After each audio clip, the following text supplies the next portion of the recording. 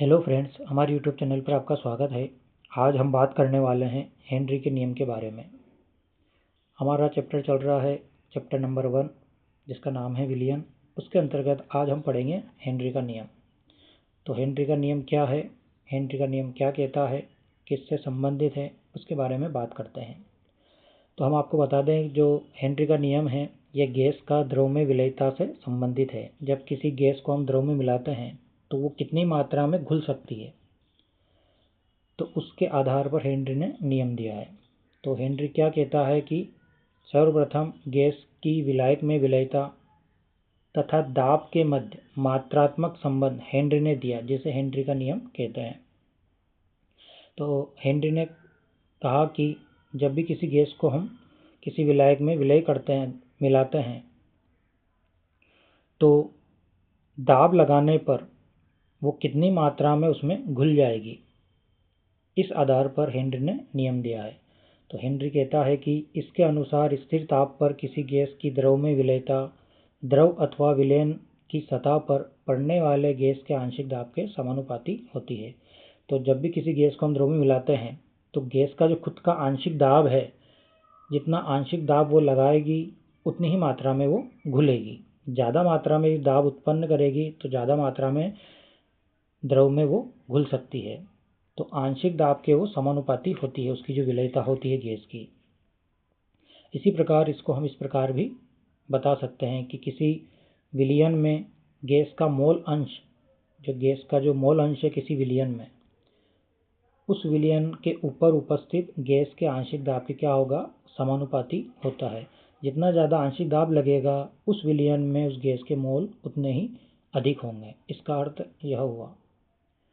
आगे आप इसमें आप देख सकते हैं कि सामान्य रूप से हेनरी नियम के अनुसार किसी गैस का जो वाष्प अवस्था में आंशिक दाब होता है, उस विलयन के गैस के मोल अंश के क्या होता है, समानुपाती होता है।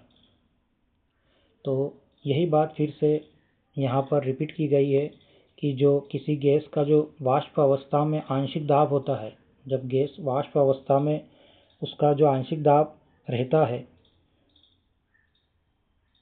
उसी दाब के अनुसार उस विलयन में क्या रहेंगे, गैस के मोल अंश उपस्थित रहेंगे। यदि ज़्यादा मात्रा में उसका आंशिक दाब है तो गैस के मोल भी उस विलयन में अधिक होंगे।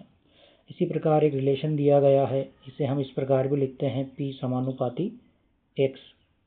तो P बराबर प्रेशर है, आंशिक दाब है, और X बराबर क्या, मोल अंश है। तो यदि हम प्रेशर बढ़ाते हैं, आंशिक दाब बढ़ाते हैं, तो किसी विलयन में मोल अंश भी बढ़ेंगे। यदि मोल अंश बढ़ रहे हैं तो इसका अर्थ यह हुआ कि उस विलयन में गैस की विलयता बढ़ रही है। तो जब हम आंशिक दाब बढ़ाते हैं किसी गैस के लिए, तो विलयन में उसके जो गैस के मोल अंश है उसकी संख्या भी बढ़ती है। तो इसी के अनुसार हम कह सकते हैं कि P समानुपाती X। जब हम समानुपाती का चिन्ह हटाएंगे तो एक नया स्थिरांक आएगा जिसे हम कहते हैं KH, जिसे हम हेनरी स्थिरांक कहते हैं। KH क्या है, यहाँ पर हेनरी स्थिरांक है। तो यहाँ पर आप देख सकते हैं कि इसका एक रिलेशन भी हम बना सकते हैं वैसे, कि जो P बराबर KH और X है, तो यदि हम P बटे X बराबर KH करें तो इस समीकरण से क्या पता चलता हमको, यदि KH का मान बढ़ेगा तो X का मान क्या होगा, घटेगा। तो KH का मान यदि बढ़ता है तो गैस की जो विलयता रहेगी वो क्या रहेगी, घटेगी। तो यहाँ पर आप देख सकते हैं कि एक ग्राफ भी दिया गया है। यहाँ पर ये प्रेशर है, आंशिक दाब है, और यहाँ पर मोल अंश है। तो यहाँ पर एक स्ट्रेट लाइन प्राप्त होगी। इसका अर्थ ये हुआ कि यदि प्रेशर बढ़ाया जाता है, आंशिक दाब बढ़ता है, तो गैस के मोल अंश भी विलयन में बढ़ेंगे, मतलब उसकी विलयता बढ़ेगी। आगे हम इसमें देखते हैं कि इसमें यहाँ पर आप याद रखेंगे कि समान ताप पर विभिन्न गैसों के लिए KH का मान क्या होता है, भिन्न भिन्न होता है। तो हर एक गैस के लिए KH का मान क्या होता है, अलग होता है। KH का मान गैस की प्रकृति पर निर्भर नहीं करता है, सॉरी, गैस की प्रकृति पर निर्भर करता है। तो केएच का मान किस पर निर्भर करता है? गैस की प्रकृति पर निर्भर करता है कि गैस किस प्रकार की है।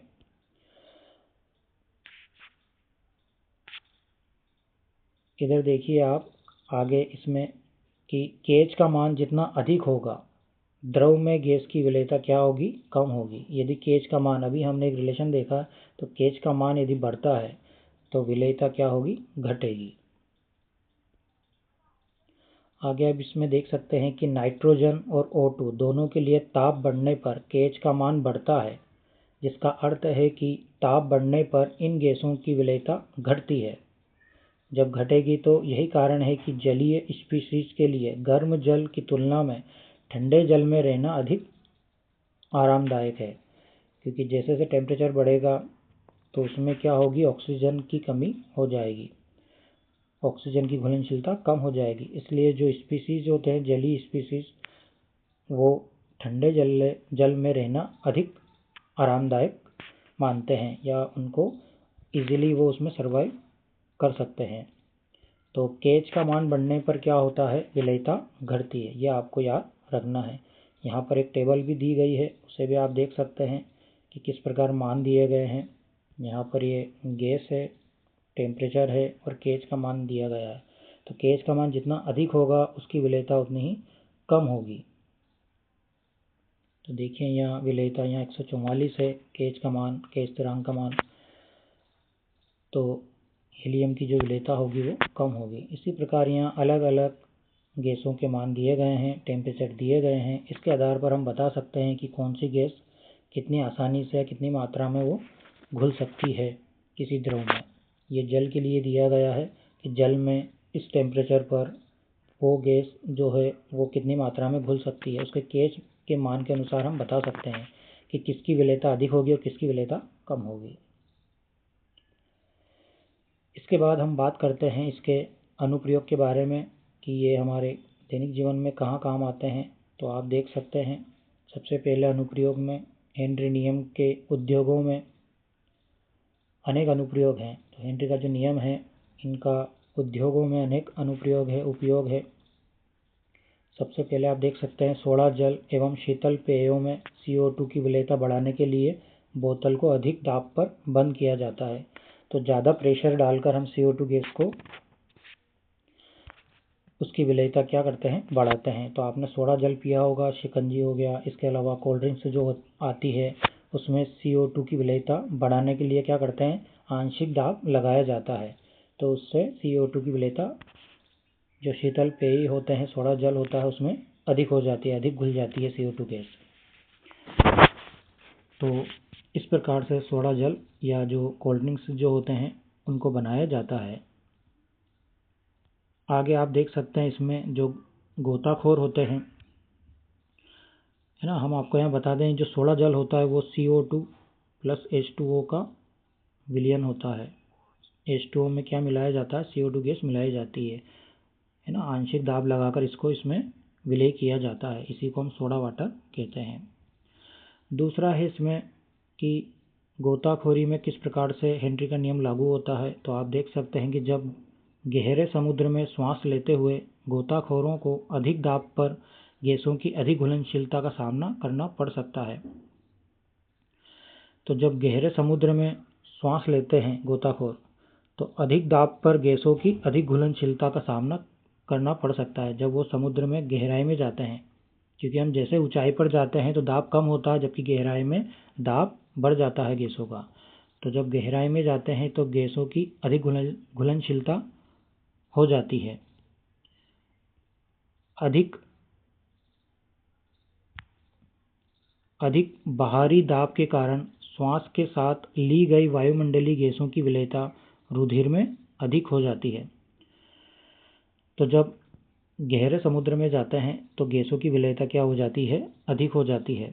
जब गोताखोरों सतह की ओर आते हैं, बाहरी दाब धीरे धीरे क्या होता है? कम होने लगता है। जैसे जैसे ऊपर की ओर आएंगे वो, तो दाब क्या होने लग जाता है? धीरे धीरे कम होने लग जाता है, गैसों की विलेयता कम होना शुरू हो जाती है, या दाब कम हो जाता है। इसके कारण क्या होता है? घुली हुई गैसें बाहर निकलती है।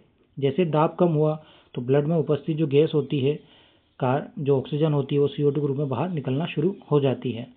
इसके अलावा इससे रुधिर में नाइट्रोजन के बुलबुले बन जाते हैं, क्योंकि जब वायुमंडलीय गैस हम लेते हैं तो उसमें और भी गैसें उपस्थित होती हैं, तो उसमें नाइट्रोजन गैस भी हमारे ब्लड में आ जाती है, जिससे नाइट्रोजन के जो होते हैं बुलबुले बन जाते हैं। यह कोशिकाओं में अवरोध उत्पन्न कर देता है और एक चिकित्सीय अवस्था उत्पन्न कर देता है, जिसे हम क्या कहते हैं, बैंड्स कहते हैं। तो नाइट्रोजन के बुलबुले के कारण एक दर्द उत्पन्न होने लग जाता है कोशिकाओं में, एक प्रकार की चिकित्सीय अवस्था उत्पन्न हो जाती है, तो जिसे हम क्या कहते हैं, बैंड्स कहते हैं। तो ये बैंड्स की परिभाषा है, यदि कभी प्रश्न आ जाए बैंड्स किसे कहते हैं, तो जब रुधिर में नाइट्रोजन के बुलबुले बन जाते हैं तो कोशिकाओं में अवरोध उत्पन्न हो जाता है, दर्द उत्पन्न हो जाता है इसमें, जब नाइट्रोजन गैस के बुलबुले ब्लड में ही रह जाते हैं और बाहर नहीं निकल पाती है, तो इस अवस्था को हम बैंड्स कहते हैं। यह अत्यधिक पीड़ादायक और जानलेवा होता है। बैंड्स से तथा नाइट्रोजन की रुधिर में अधिक मात्रा के जहरीले प्रभाव से बचने के लिए गोताखोरों द्वारा श्वास लेने के लिए उपयोग किए जाने वाले जो टैंक होते हैं उसमें हीलियम मिलाकर तनु की गई वायु को भरा जाता है। तो नाइट्रोजन की मात्रा कम करने के लिए, उसके जहरीले प्रभाव से बचने के लिए जो पीछे टैंक लगाकर वो जाते हैं, उसमें नाइट्रोजन के साथ साथ क्या मिलाया जाता है, हीलियम गैस भी मिलाई जाती है, क्योंकि हीलियम की जो विलेयता है ब्लड में वो कम होती है, तो उस विलयन को क्या कर देता है, हीलियम तनु कर देता है।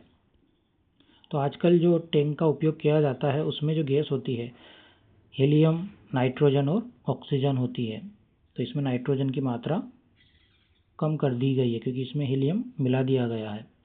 तो इस प्रकार टैंक में जो होता है वो हीलियम, नाइट्रोजन और ऑक्सीजन का मिश्रण होता है, जो गोताखोर हमारे पीछे पीठ पर लगाकर वो टैंक ले जाते हैं, जिससे वो ऑक्सीजन लेते हैं। तो जब वो अंदर की तरफ जाते हैं तब तो दाब अधिक होता है, लेकिन जब वो ऊपर की ओर आते हैं तो दाब कम हो जाता है, तो ऑक्सीजन तो CO2 ग्रुप में बाहर निकल जाती है, लेकिन नाइट्रोजन की मात्रा ब्लड में घुल जाती है, क्योंकि ब्लड में उसकी विलेयता अधिक है। तो उसकी विलेयता को कम करने के लिए उसमें क्या मिलाया जाता है, हीलियम मिलाया जाता है, जिससे जो विलयन होता है वो तनु हो जाता है। इसके बाद एक लास्ट इसमें बताया गया है कि किस प्रकार से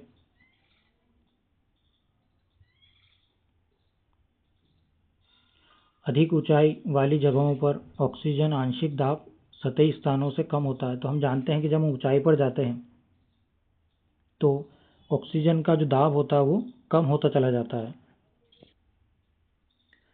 अतः इन जगहों पर रहने वाले लोगों एवं आरोहकों के रुधिर और ऊतकों में ऑक्सीजन की सांद्रता क्या हो जाती है, निम्न हो जाती है। तो जो लोग अधिक ऊंचाई पर रहते हैं वहाँ पर आंशिक दाब जो होता है वो कम हो जाता है, जिससे ऑक्सीजन की मात्रा उनके शरीर में कम हो जाती है। इसके कारण क्या होता है, जो आरोहक होते हैं वो कमज़ोर हो जाते हैं और उनके सोचने और समझने की क्षमता जो होती है वो कम हो जाती है। इन लक्षणों को हम क्या कहते हैं, एनोक्सिया कहते हैं।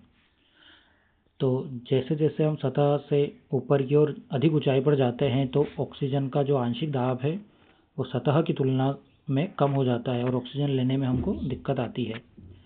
तो इस प्रकार जो लोग होते हैं जिनमें ऑक्सीजन की कमी हो जाती है वो कमज़ोर हो जाते हैं, उनमें सोचने समझने की क्षमता कम हो जाती है। इन लक्षणों को हम एनोक्सिया कहते हैं। तो आप नाम याद रखेंगे, एनोक्सिया।